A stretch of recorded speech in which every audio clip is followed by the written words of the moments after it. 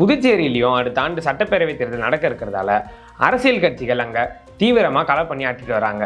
தமிழ்நாட்டை போலவே புதுச்சேரியிலையும் விஜய்க்கு ரசிகர்கள் அதிகமாக இருக்கிறதால அங்கு தாவேகாவினர் அக்கட்சியை வளர்த்தெடுக்க தீவிரமா வேலை செஞ்சுட்டு வராங்க.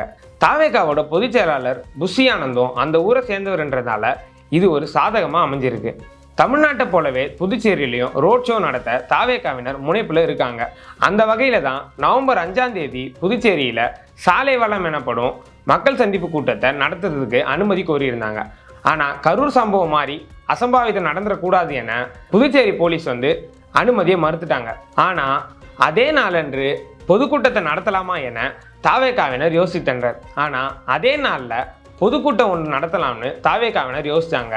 வெறும் 2 நாள் தான் இருப்பதால பொதுக்கூட்டத்துக்கான ஏற்பாடுகள் செய்ய முடியாது என்பதால் திட்டத்தை கைவிட்டாங்க. போதா குறைக்கு புதுச்சேரியில மழையும் பெய்து வரதால வேறொரு நாள்ல பொதுக்கூட்டத்தை நடத்தலாம் என தாவேகாவினரோட தலைமை முடிவெடுத்திருப்பதாக கூறப்படுகிறது.